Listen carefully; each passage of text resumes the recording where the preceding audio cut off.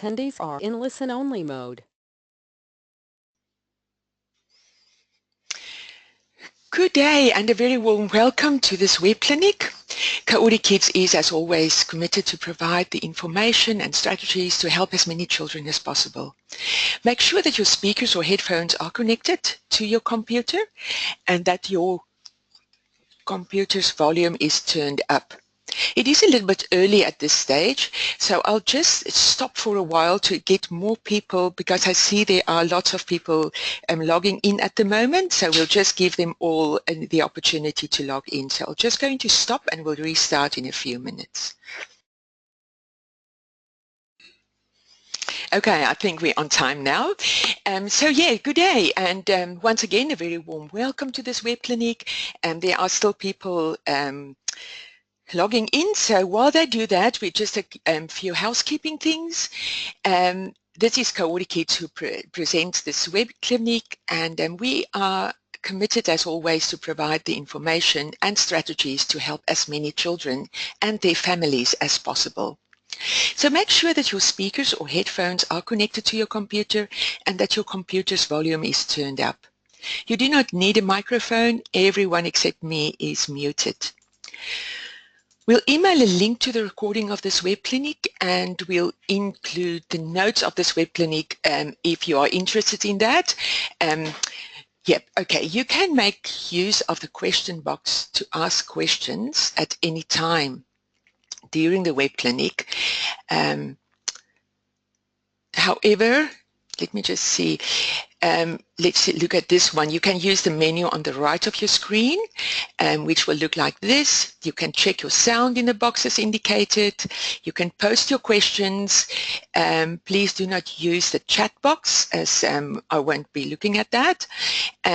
And then the slides are available for you to download now at this time. The slides are numbered so you can relate your notes to the slides at a later time. For the people listening to a recording of this, you can email us and ask for the slides should you need them. So we are quite a large group of people this morning. It's quite exciting, and I hope that this web clinic will give you insight into SPD and into autism and how the two gel and link. And of course, I don't have all the answers. That's why one of the reasons why I do this, because I want to tap your brains as well and listen to your stories and your comments. That will be really, really interesting. So let's have a look at the next slide. I'm so sorry, but I have the incorrect slideshow here. So I'm going to end the slideshow and I'm just going to put up the other one. So I'll just give you a blank screen for a moment.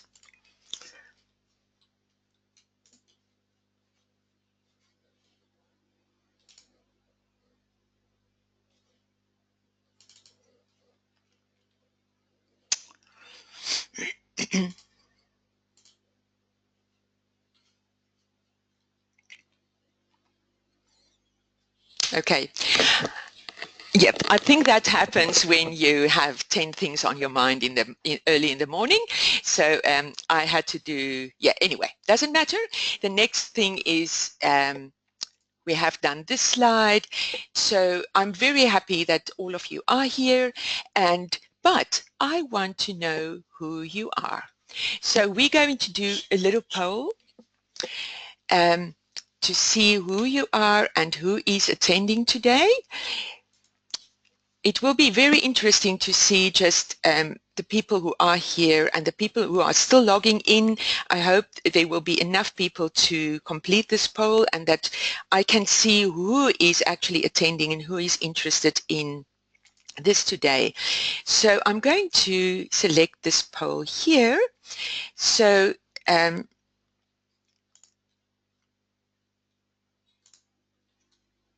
okay, if you can just complete those questions, and I'll give you a few minutes to do that.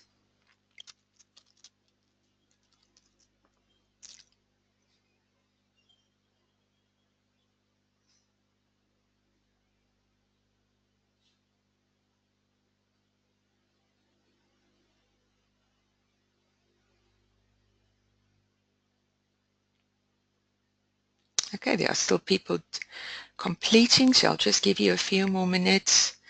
Still people coming in. Welcome to all.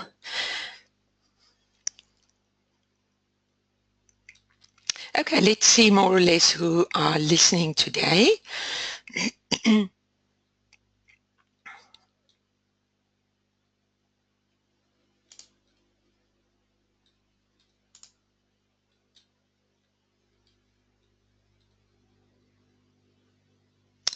Okay, so there are quite a number of you who are parents of a child with ASD and SPD, and then there are quite a number of teachers and educators, and then there are a number of clinicians. Unfortunately, we don't have any adults with this condition, but it doesn't matter. I think we all know some adults and we can tap their brains as we go along. Okay, so let's continue. I just want to introduce myself. So I'm going to show my little photo up there. So I am Marga Gray and I'm a pediatric occupational therapist. I'm also a mother of 3 adult children and 4 gorgeous grandchildren, which I just adore. My latest focus is Coordikids. I've been busy with Coordikids for a number of years. Very slow start, very slowly, because we want to develop an excellent program and we really and truly want to help as many people as possible. So I've been an OT with a keen interest in sensory processing and sensory integration for many, many years. And I'm interested and intrigued by autism. This condition has so many different facets and so many different aspects and presentations that it is actually impossible to follow a specific program for any client on the spectrum. I find that I've never seen 2 children who are exactly the same, but I find that the people and the adults and children on the autism spectrum is really so different, and everyone is individual and they can have the same diagnosis, but they are vastly different and in their presentation and in the strategies that are useful for them. Okay, enough of my face. You know I'm here and I'm a person now. So let us get to the interesting part of this web clinic, which is to relate and to compare sensory processing and autism. So sensory processing and autism overlaps like this. I like this nosology or this picture. So sensory processing means that you have low or high thresholds for sensations. You can be seeking sensations or you can be avoiding sensations. So you get higher and lower thresholds, which means that you are over or under responsive to specific sensations. So it can be that you dislike a shower because of the noise, because of the feeling of the water on your skin, and that you might love to be cuddled up in a little lycra like this boy here. But it can also mean that you love showers and that you hate to be cuddled up. So again, hugely different. With ASD, we are really trying to help, and I think that many of the professionals and even parents feel like, oh, there's so many different pieces and we want to put them together and we want to complete a puzzle and we want to make sense of what we see in the child's behavior and reactions to what is going on in his environment. However, there are so many things going on and so many connections that we are uncertain about how it is connected in the brain and how this child perceives the environment. And that, I love puzzles, so I have this thing I want to figure out and I want to put all the pieces together and I want to make one big pretty picture. But then I came across this, and I'm a person, I'm not a puzzle. And I thought, oh my word, that is so true. a person with ASD or with problems with the typical autism spectrum characteristics is not a puzzle. They are a person and an individual, and we should accept them. We should try to help, but we should also accept. So maybe when we try to figure out, we should consider the individuality more and the uniqueness of a specific child or person more than to try and fit them into a box with a group of others. Because I don't think there is a group where anyone will fit in completely. Everybody will be an individual. Now, I have seen many different on the spectrum with many different presentations. I've also met many children with sensory processing disorder, also with many different presentations. And I've seen many children with strong SPD qualities but with no sign of autism. However, I have yet to meet a child diagnosed under the ASD spectrum with no sensory processing problems at all.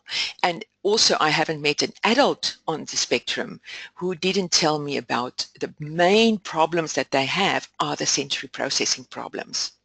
They might name it something different, but that is what comes up.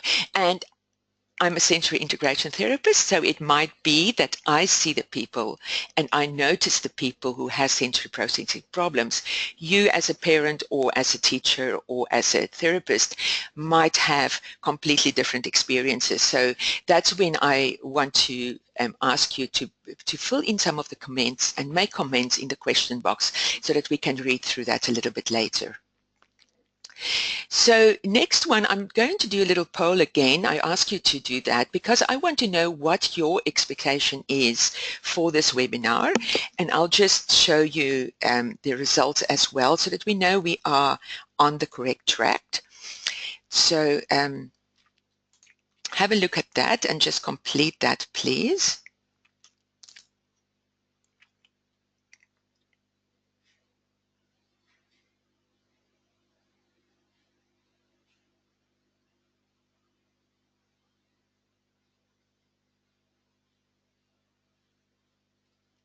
Thank you, you're going well.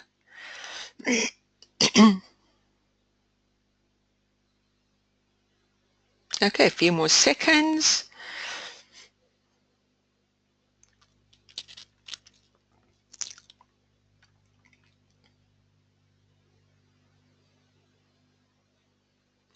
Okay, let's see what happened. So most of you want to learn more about strategies to use that you can use to help children. Then a lot of you want to obtain more information to increase your knowledge, and you want to learn more about the impact of SPD on ASD. So also to gain some facts to give evidence to your own beliefs. So I would love to know what your beliefs are. And not many of you want to share any personal experiences. If you want to share, please just tap into the question box. Try to be concise because my question box on my screen is quite small and I find it sometimes quite difficult to read long comments. So just keep them short, and if you want to share a long comment, it might be a good idea to write an email after the session and I can share it with everybody that has attended today, and that will also give you some feedback if you need that and some more strategies. So many of you want to learn strategies today. I have not included in the web clinic as such so many strategies. I've included more an understanding of what's happening. So let's see, I hope I can help you, and also in the question box you can ask more questions and I can answer that during the question time at the end. Okay. So, let me just see. Thank you for completing that poll. So let's have just a little bit of a background about SPD and autism. So how does these two conditions link, gel, and complement each other or affect each other? So what do we know about autism? There are many research studies on various aspects of autism. What is interesting about any research study is, of course, that if it's a really good study with really good results, they would say about 80% people, or 60 to 80% is a really good result for a research study. The client that you see or your child in your house might be one of the 20 to 40% that did not react positively to whatever they researched. So we need to keep that in mind, because really every person is unique. Then, just for interest's sake, there are about 4.5 more boys diagnosed across all races, ethnic groups, and socioeconomic groups. So definitely more in the male population, but it's all over all races, over all socioeconomic groups, over all ethnic groups. There's no difference in that. Then there is a fairly strong genetic component as well, but there are about 850 different genetical mutations that are connected to autism. That's huge, and that just shows you that even genetically, it's so different. Every child is so different, and every adult is so different that we, as I said in my previous webinar, we just need to use our observation skills to see exactly what the problem, what the characteristics of the person in front of you is. Whether it's your child, whether it's a client that you're seeing, whether it's a child in your classroom, we need to use our observation skills and never ever just say, oh, he's got ASD, so I expect he will do this and this and this and that. No, it won't. It might not be like that. We need to observe that specific child and that specific person and see what their specific and individual characteristics are, so that they can so that we can pinpoint exactly where their needs lie. So, okay, autism has to do with a deficit, according to the diagnostic DSM-5. It is a deficit in social interaction and communication. There's usually repetitive and or restrictive behaviors, and usually the onset of these symptoms are early in the development of the child. So it might be observed even in the baby years, but usually definitely before the age of 5. So ASD is the umbrella for autism, Asperger's, and pervasive developmental disorder. They have changed the definition recently, and they might change it again in future, because I think we haven't got down to the nitty-gritty of this disorder. Okay, so we have ASD on the one side and we have SPD on the other side. If you have any more questions on sensory processing disorder, I have hosted a number of web clinics on this disorder and on aspects of the disorder, so just contact me and I can send you links to the recordings. Okay, so ASD, you see in the brain patches of tissue that are disrupted. You see problems with brain connectivity. So there are areas in the brain that works very well, but they're not connected and they cannot make the connections that other individuals can do. Then also there's an imbalance in the neural excitation and inhibition. So they find it difficult to stay in the average ranges of being excited and being very low reaction. So in the sensory processing disorder, we talk of the sensory thresholds, and I'll discuss that shortly after this. But so sensory processing disorder, we have sensory thresholds, which also have that difficulty with excitation and inhibition of responses. So you get over and under responses. You also get an imbalance in responses. You get that you can actually desensitize sensory issues, and especially the sensory modulation issues, and it can habituate, whereas the ASD characteristics cannot necessarily habituate. Then with the sensory processing disorder, they definitely have problems with self-regulation. They have that too with autism, but then you don't know whether it is because of the additional sensory processing problem or if it is because of the autism as such.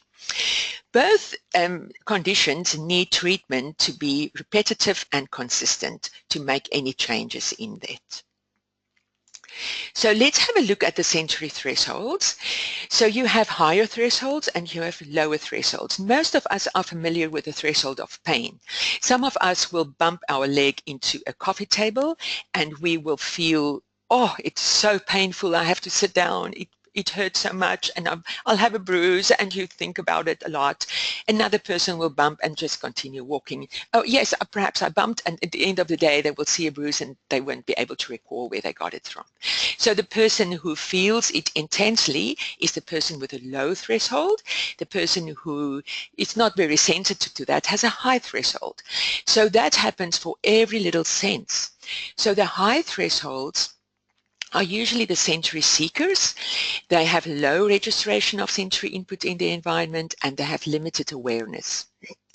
The low threshold people have usually high alertness levels.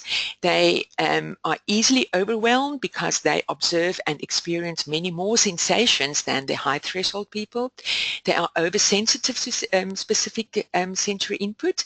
They can be anxious and they can be defensive.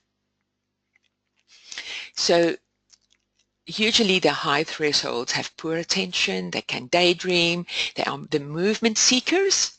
Low thresholds have easily get into the fright and flight reactions, which causes anxiety, and they might avoid many sensations. They might prefer to be in quiet areas and away from a lot of activity. So just to get back to the sensory processing disorder nosology that Miller has designed for us, you get the sensory modulation disorder on the left-hand side, then you get sensory-based motor disorders, under which is dyspraxia, which I'll discuss a little bit later, and then you get the sensory discrimination disorders, which I'm not going to touch today. But the important thing here is that the sensory modulation disorder is the one that I see many times when I see a child for the first time that has been diagnosed with autism.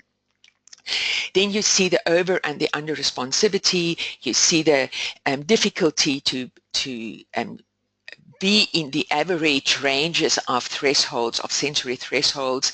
And then I work on the modulation disorder to desensitize and put strategies in place in the environment to help the child and the family.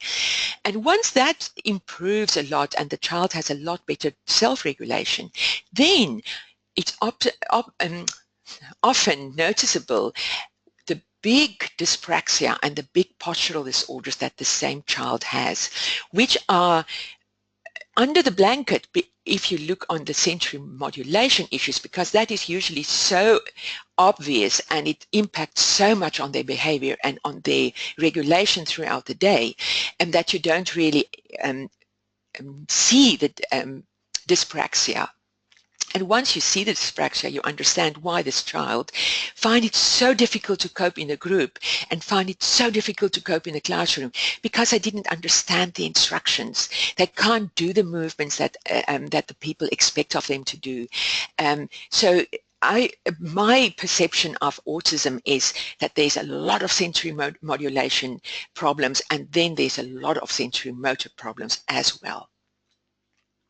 And I would love to know what your perceptions are. So I want you to meet Tim. Tim is a male, of course, that you can see, and he's in his 50s. He had a soft brain damage, so a gentle, quiet brain damage. I'm not going to go into any further details, but he was a very typical, well-developed male who worked physical work in construction, and he did physical work in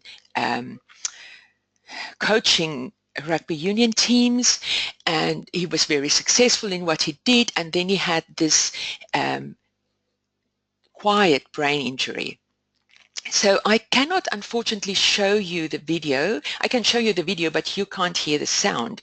So what I'll do, I will just let you see that it is a real person, and I'll just read what he said. So he is experiencing a lot of sensory processing problems, and I want you to notice that, and then, but also relate that to what you see in autistic people. So he says the difference between outside and in a area like Coles, it means like an area like Coles have many different lights. There's lots of music, noise, trolleys banging, a lot of things that you have not heard before. And he's talking before his brain injury. And everything is made a lot harder. All the people and all the lights, it's all so disturbing. And he says then, the place where I feel the best physically and mentally is a paddock where there's only trees and grass. So when a tree has fallen over and you need to step over it, there's no colors that you have to consider. It's just a tree and it's just the green of the grass. And you can step over it and it's no problem. But if I have to go to Coles, it's very hard. I just can't go in there. I'll rather sit in the car. It's like you have a hangover from being in there. It really, really mentally drains you. And it's hard for an adult, but it will be very hard and very bad for a little child. The hangover feeling, I asked him, will it create a meltdown in a child? And he said, I know that when I do this, then that will happen. A child cannot explain that. And parents need to check the child. And if he is naughty in one place, then go to another because he cannot explain. And he said that definitely that hangover feeling that he gets from being in a busy place will definitely create a meltdown in a child. Then he explains that what he's doing there on the video now, his people coming on both sides of him in a shopping mall. He says, I lose my balance and things just happen that I can't explain. So how would a little child be able to explain? So he continues and he explains that you always go on the left side of the aisle so that he has, that it's not possible for people to pass on both sides because that confuses him completely and he loses his balance. So he tries to go on one side of the aisle. So if one would look at him walking down that aisle, he would look as if he has serious mental problems, which he doesn't have. So there's another little video clip of him. Once again, you won't be able to hear the sound, but he says, going to Coles, it's really, really complex. Going to the simple things, the lighting, the floor colors, all different. When I walk and there's music and trolleys banging, it's so loud in your head. And the trolleys, and sometimes feels if I'm walking into a hole. It doesn't matter how hard I try to, it keeps on coming back to my head that there is a hole. And even if I tap my foot on the hole and I feel it's not there, it's still, I can still see it and it still feels like that. So I would rather go to the older IGA supermarket. Their tiles are gray and orange, so I can work out that I can go on the gray tile and then I can step over the orange tile. And it's not so loud music, the lighting is pretty dim, and there's not a lot of people. So the environment is more predictable, and I can cope there. But at Coles, it's really, really hard. If there's lots of people around me, I feel I get a rattle in my head, and I find I'm really wobbly. So it's really, really hard. Okay, so I would love to read your comments in the question box. Let me see if there are any at the moment.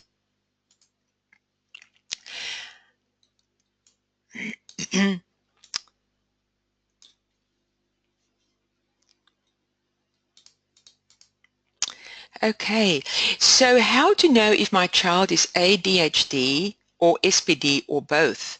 Where to begin if diagnosed wrong? I think, well, this is a question, not a comment, but I'll answer it.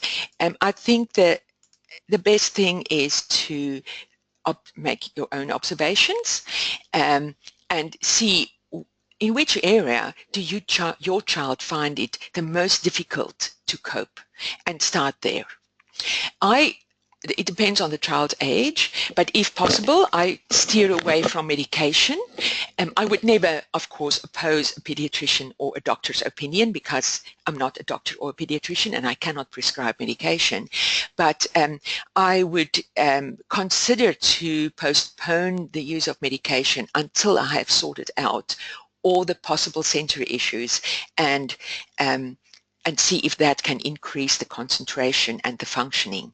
But definitely start at the place where your child finds it the most difficult. If it is the classroom, see what strategies you can put in the classroom to help the child. If it is on the sport field, consider if it is really necessary to participate in team sport at this age, or can you go into individual lessons for a period of time until your child has better coping skills, and then move into team sport. Okay, thank you for these comments. Another one, I just never knew it's so hard for my child. Yes, this is a very good example of how hard it can be for a child to go to a place like Coles. Just a supermarket, it can be really, really difficult. And then one that says, oh my, I want to help my child more than ever. Good on you. And then another one asked, does Tim have OCD? He looks as if he has, but he doesn't. He just had this brain injury, and I have spent about 6 hours on one day with him. No sign of any other problem. It's just clearly sensory processing and clearly motor aspects. And then another one said, I should have thought he is autistic. Yeah, but he's not. And yeah, then somebody said, I don't think it's appropriate to compare an adult with a brain injury with a child with autism. No, it's not. But what is the functional aspects. So if you, like the previous person, one person asked if he has OCD, and the other one said, I should have thought he is autistic. So functionally, there can be many comparisons, and it can be very similar. What I love about adults is that they can communicate, and especially an adult like this person who had a brain injury. It's a acquired brain injury, but he knew what he was like before. He knew how he felt to go to Coles and to a supermarket before he had the injury, and he can relate it to what it feels now. A child cannot do that. A child has been in their body and with their specific issues from birth, so they cannot relate how it feels without that, and so we cannot get a clear picture. But with this, we can know, we can get a glimpse of what the children might feel like. Okay, thank you for all those comments. So what do we need to help with these kids? What do we need to help with people with problems? The first thing that we need to do is we need to change the brain, because it is the connections in the brain that is not made properly. So there are a few things that we need to understand when we want to change the brain. First of all, the brain has a pruning, a way of pruning deficits. So there can be an over and an under pruning. So if your baby is born, the brain is not so many connections, but with every experience and every new skill that the child learns, the brain makes more connections and more pathways are built and more synapses and more dendrites are built, and the brain gets literally heavier and bigger. And but if the child learns something today and he never uses that again, then the brain will prune it. The brain will build the new synapses and the new connections so that the child can do this specific activity. But when the child doesn't use it ever again, the brain will just prune it, and then if the child wants to use it later on, he has to learn it all over again. So that is how a child develops, and that is how our brain functions, and our brain changes based on experiences. and it also prioritizes information. So as I said, if you don't use something, the brain just prunes it, and he prioritizes the things that we really use on a day-to-day basis and really needs, and he make those connections. So our early experiences are really important, and there are a number that can have an effect on the child's development, and that can even have an effect on diagnosis like autism. And I'm not going into that. If you want more information, I can provide that at another time. Then there is something like a genetic predisposition. As I mentioned before, there are about 850 different mutations that can be related to autism. So it's so big and so huge that that we can just expect so many different presentations of this disorder. So the genetic predisposition that I mentioned there means that genetically you might have a predisposition, but because your experiences and the rest of your body is connected in a specific way, the genetic predisposition might be there, but the autism might never come out. You might never observe that. But if you have that genetic predisposition, and on top of that, you have other predispositions and other conditions as well, then it might bring out the autism. It's like you might have a predisposition for alcoholism or for substance abuse, but if you never use that substance, you will never get dependent on it.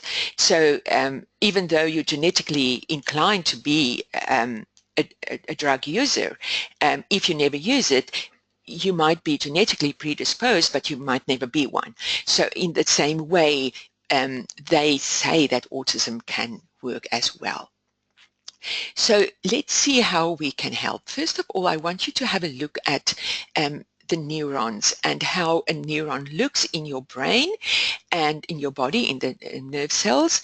And this is how messages are sent from one area of your body to another area of your body.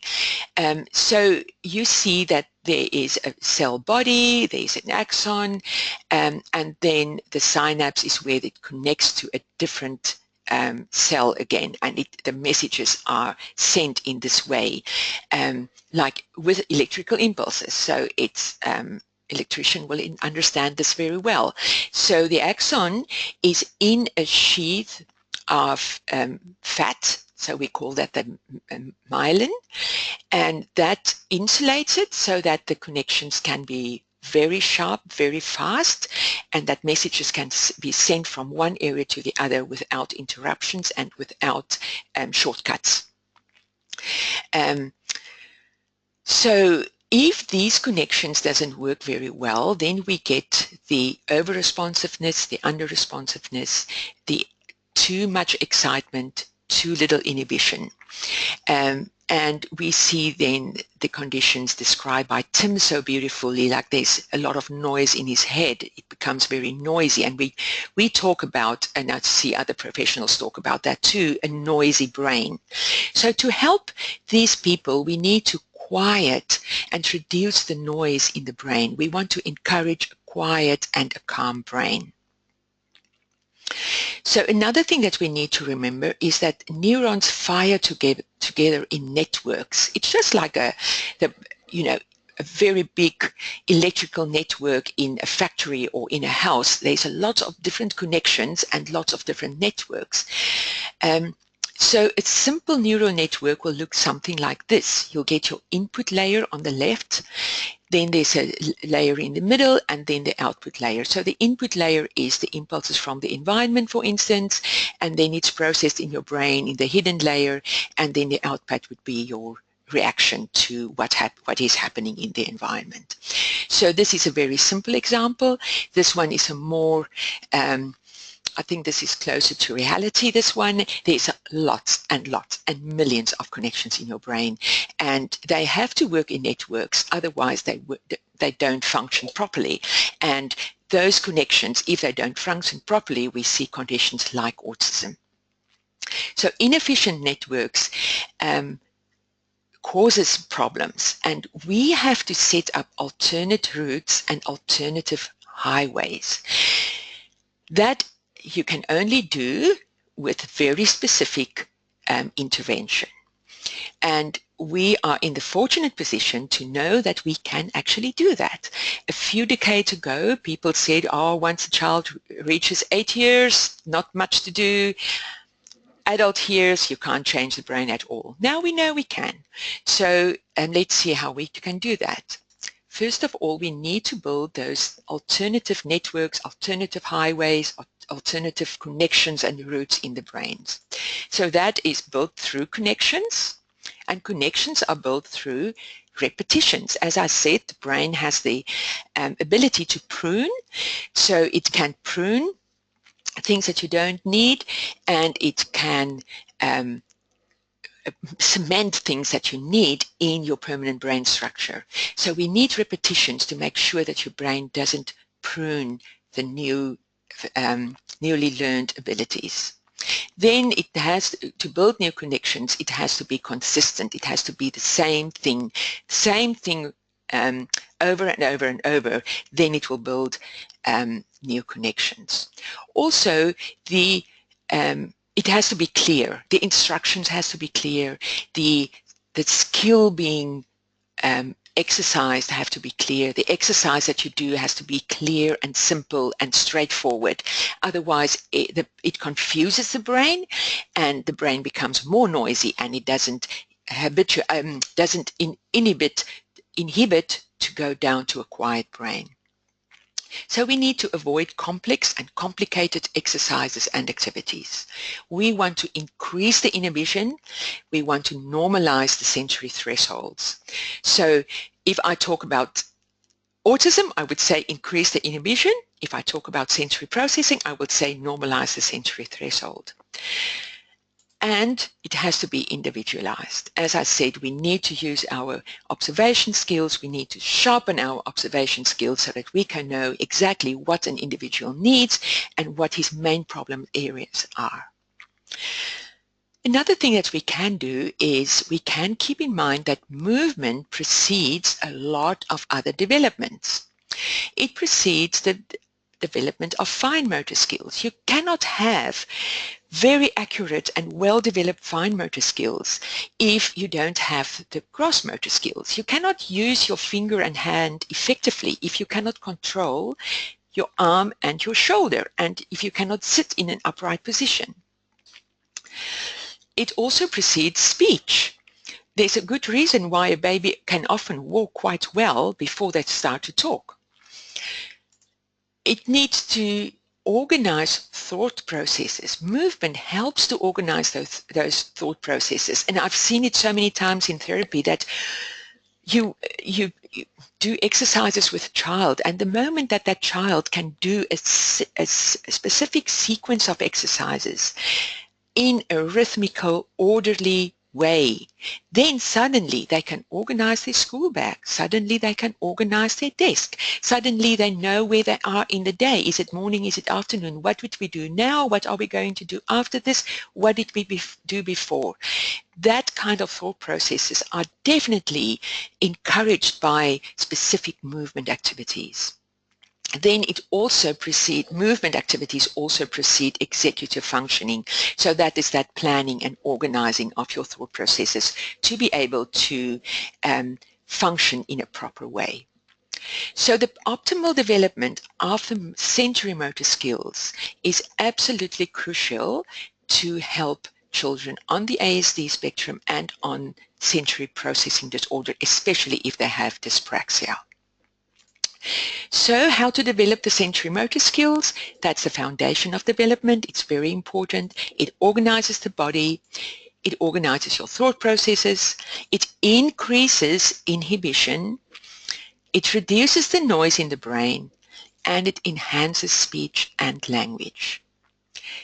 When it does all of that, it also lowers anxiety levels because this person is just functioning in a so much better way, and there are much less reason for any anxiety. So as I said before, you get the sensory modulation, which is has to do with the sensory thresholds, and then you get the sensory motor skills, under which is this dyspraxia, which is a condition that really affects a lot of other things. And I just love this picture, and I thank you so much for TS Resources for putting this all together, because I use it in so many different web clinics. I think some of you might know it by now, but it just shows you in how many different areas dyspraxia affects a child. And if a child has severe dyspraxia, many of his reactions might simulate the reactions of an autistic person. And what I want to do today is just to help you to realize that a child can have autism, but he can have a lot of other problems that can be helped and that can minimize the autistic traits in him. So let's look at the underlying issues, and this slide I've used many times before as well. So this is if you look at the child's development. At the bottom here, the orange and the blue down at the bottom indicates the sensory motor skills and the sensory modulation. So that is really the base and the foundation of development. On top of that, you get the green area, which is more your perceptual skills, fine motor, memory, and the things that once you sit at the desk in school and you have to do your schoolwork, you more or less use that green area, because the orange and the blue are well developed and it's automatic. So you can sit still, you can concentrate, you have a good muscle tone, you functioning within the average thresholds of sensory processing, and then you can concentrate on the green area, which is to learn in the school. And then the outcome, that what you see in the classroom, is the top part here. So it's more the yellow little tip at the top is what, when you look at the child in the classroom, that is what you see.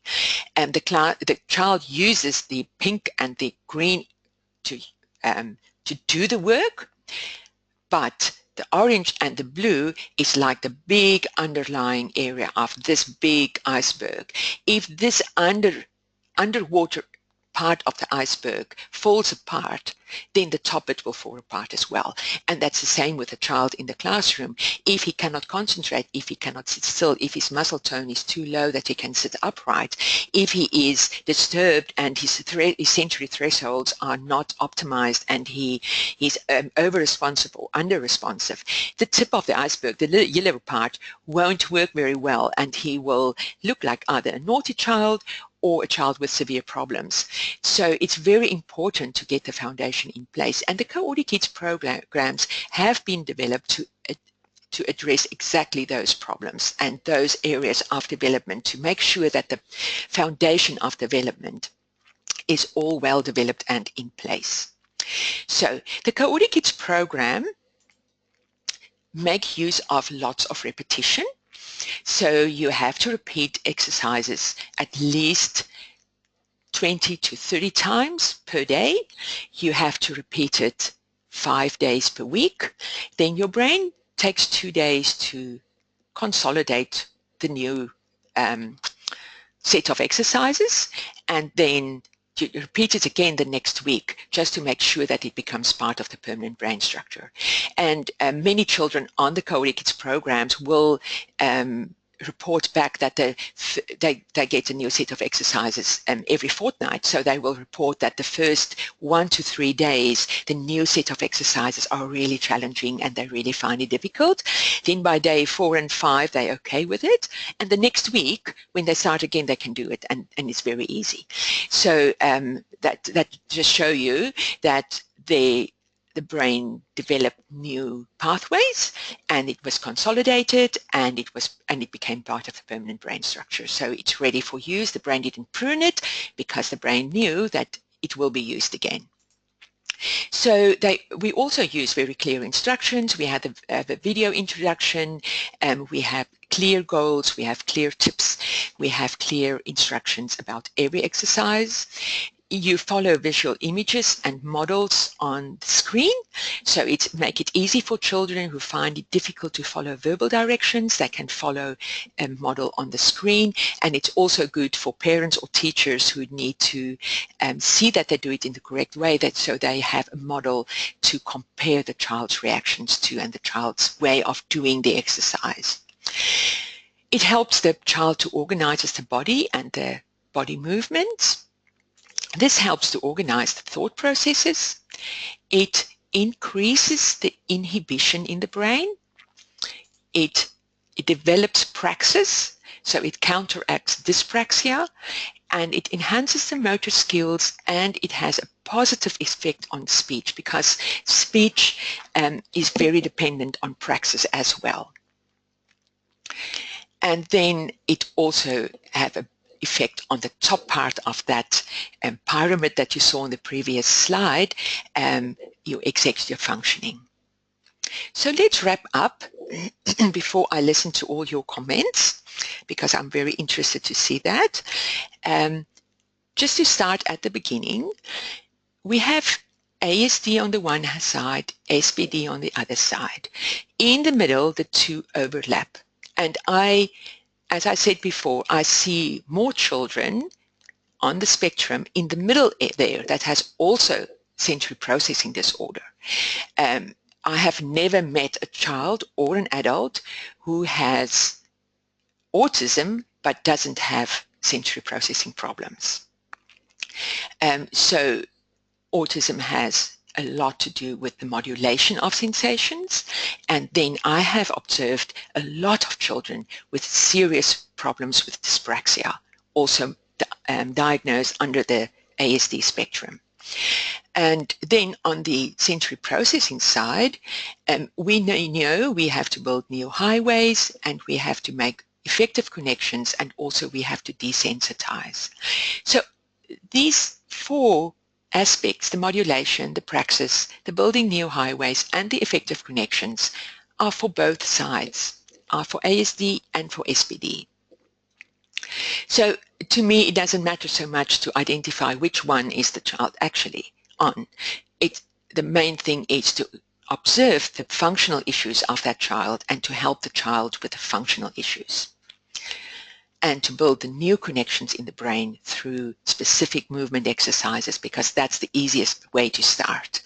It's very difficult to start with executive functioning if the child cannot control the body and cannot control the movement of the body and cannot organize the body. You have to start there to get to executive functioning. Okay, so let's just have a look. What have we talked about today? So first of all, how does these two conditions link, gel, complement, and or affect each other? We know the brain can change at any age. The younger the better, of course, but it can change. We can build new pathways in the brain. It is possible. We need to use repetition. There has to be a big element of consistency in the program or the intervention. Routines are extremely important. We want to quiet the noisy brain. We want to increase the inhibition. And we can do that by the specific movements that I have explained. Okay, now let me see if there are any questions or chats at this moment. So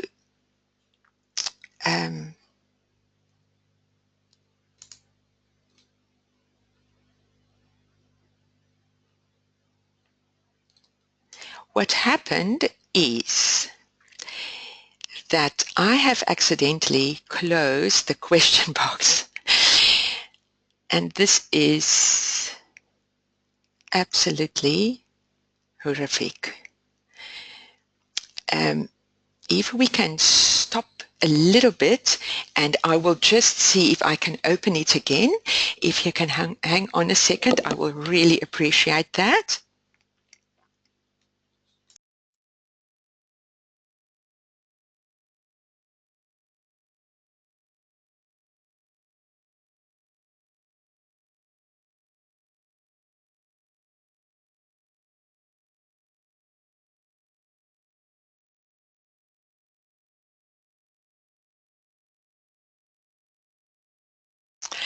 Okay, thank goodness. I have some help around here. That's good.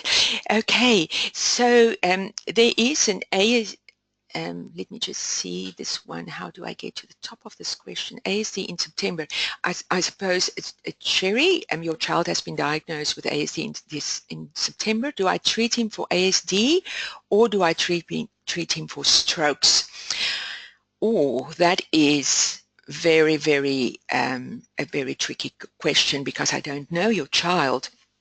But my child has had 7 mini strokes at birth. They diagnosed him with ASD in September.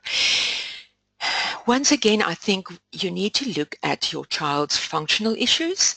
You have to observe your child very closely.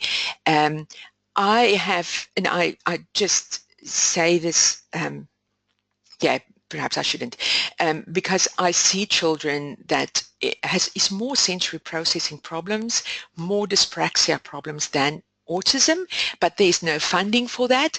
So sometimes pediatricians diagnose them under the spectrum, and it's okay, it's fine, and because they have a lot of traits of autism, but you can actually build a new pathway. So the mini strokes, that can be permanent, or you can build new pathways. So we can always improve it. So I think the best thing is to treat both. Look at what his ASD characteristics are. If it is more sensory modulation, then work on that. If it's more dyspraxia, then work on that. But then definitely get to physiotherapy, pediatric physiotherapy, and see that every developmental phase of your child's motor development are in place, because there are many very tiny phases. Overall, your child might be coping very well, but there might be very small aspects of dyspraxia that's not, it's not observable, but if you look into that, you might pick that up. So yeah, I would love to help you. If you want more information, please send an email to me, and I would really love to help you. And then there's a question on where can I read more about ASD and brain activity. Ola, I know you, I will send you some more information. And then how to know if my child is ADHD or SPD or both. Okay, that one I have read already.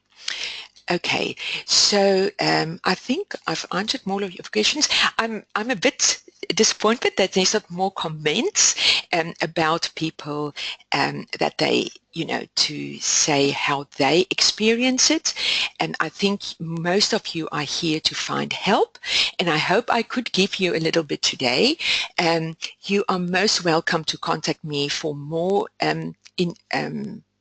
intervention. You can contact me at on email,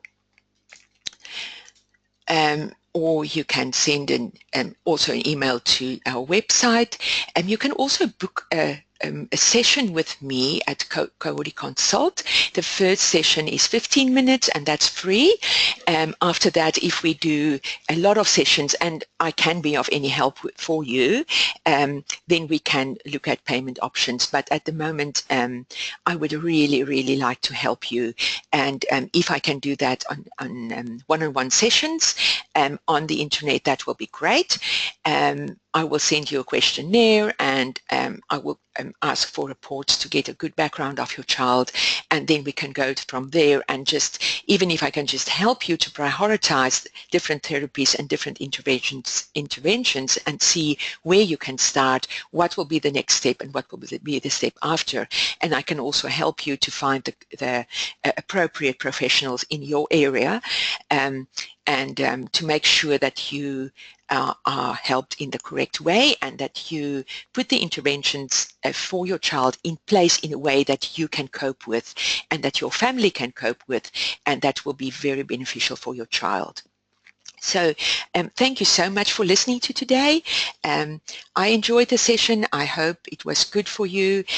You will see a little, just a little questionnaire at the end. So just complete that, because that will help me to provide more presentations in future.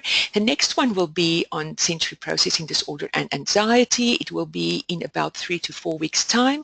You will get a note on that, and I will discuss that as well. Send in your questions, send in your comments. I would love to listen to you.